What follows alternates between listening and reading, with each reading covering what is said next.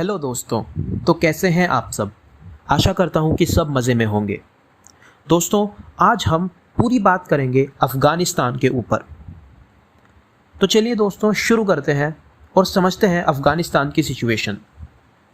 तो दोस्तों, ये सब शुरू हुआ था 11 सितंबर 2001 को, जब यूएसए पर एक आतंकवादी हमला हुआ था। आप सबने अल-कायदा का नाम तो सुना ही होगा, जो कि एक टेररिस्ट ऑर्गेनाइजेशन है और जिसके उस समय के लीडर थे ओसामा बिन लादेन।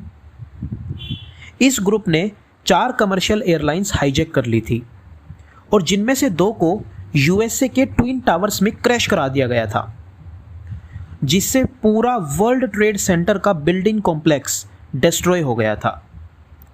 और आप जानकर हैरान हो जाएंगे कि इसमें 3000 से ज़्यादा लोगों की मौत हो गई थी। और उस समय किसी को भी बिलीव नहीं हो रहा था कि पूरे वर्ल्ड की सबसे बड़ी पावर पर इतना बड़ा अटैक कैसे हो गया।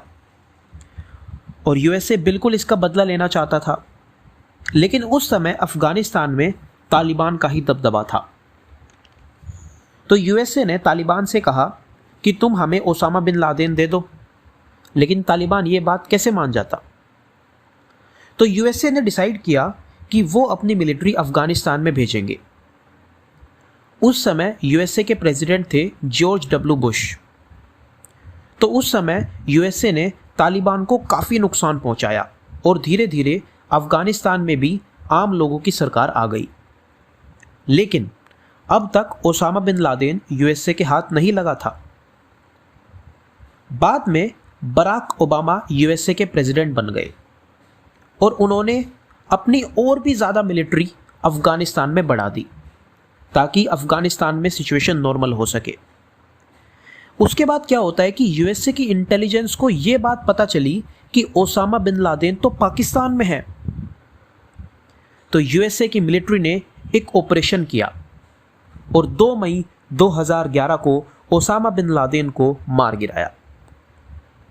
तो अब आप ये पूछेंगे कि जब यूएसए का सारा काम हो गया था, उन्हें ओसामा बिन लादेन को मारना था, उन्होंने तालिबान को कंट्रोल कर लिया था, तो यूएसए अफ़गानिस्तान में ही इतने साल क्यों रहा। वो इसलिए क्योंकि तालिबान को सिर्फ कमज़ोर किया था, जड़ से ख़त्म नहीं। तालिबान गुरिल्ला वॉरफेयर में माहिर था। वो छुपकर सोल्जर्स और सिविलियंस पर अटैक करता था और फिर सिविलियंस के बीच में ही छुप जाता था, इसलिए उनको मारना भी बहुत मुश्किल था।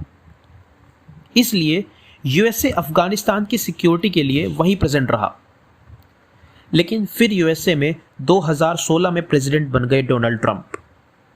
उन्होंने ये कहा कि हम बेवजह इतना खर्च करके अफ़गानिस्तान की सिक्योरिटी क्यों कर रहे हैं। ऐसा माना जाता है कि इन 20 सालों में यूएसए $3 ट्रिलियन से भी ज़्यादा खर्च कर चुका है अफ़गानिस्तान की सिक्योरिटी के लिए। और ये कितना अमाउंट है, इसका अनुमान आप इस बात से लगा सकते हैं कि इंडिया की जीडीपी $2.9 ट्रिलियन है। यानी कि जितनी हमारी इकोनॉमी नहीं है, उससे ज़्यादा तो यूएसए अफ़गानिस्तान के लिए खर्च कर चुका है। तो यूएसए की जनता भी अब काफ़ी प्रेशराइज करने लगी गवर्नमेंट को कि यूएसए के सोल्जर्स वापस बुलाओ, हम क्यों इतना खर्च कर रहे हैं वहाँ पर।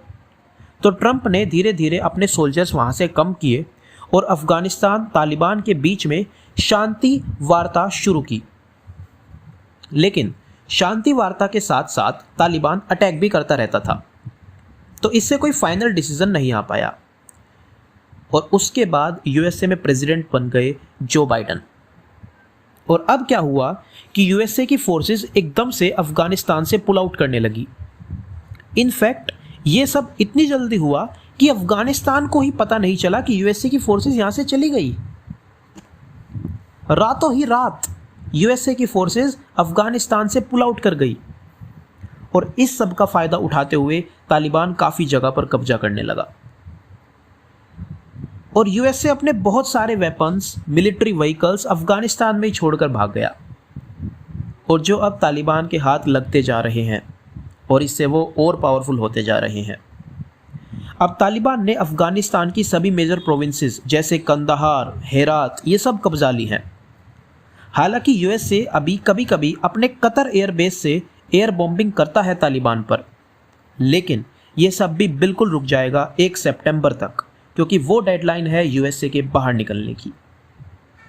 और अब लेटेस्ट अपडेट यानी 15 अगस्त 2021 की बड़ी न्यूज़ ये है कि तालिबान ने काबुल यानी अफ़गानिस्तान की कैपिटल, जो आखिरी बची हुई सिटी है अफ़गानिस्तान की, उसको चारों तरफ से घेर लिया है। लेकिन तालिबान के स्पोक्स पर्सन ने यह कहा है कि वो वायलेंस से काबुल को नहीं हथियाना चाहते। तो अब देखते हैं कि फाइनल सिविल वॉर होगी अफ़गानिस्तान की गवर्नमेंट और अफ़गानिस्तान तालिबान के बीच, या फिर कोई पावर शेयरिंग एग्रीमेंट होगा। लेकिन तालिबान अगर पावर में आता है तो उनके स्ट्रिक्ट रूल्स दोबारा लागू हो जाएंगे, जैसे महिलाएं बिना पुरुषों के बाहर नहीं निकल सकती, थोड़े से भी रिवीलिंग कपड़े नहीं पहन सकती, इसी तरह के और भी कड़े कानून। तो दोस्तों, आशा करता हूं कि आपको पूरी अफ़गानिस्तान सिचुएशन समझ आ गई होगी, और अगर आपको वीडियो पसंद आए तो इसको लाइक ज़रूर करना और अपने दोस्तों के साथ भी शेयर करना। Thank you.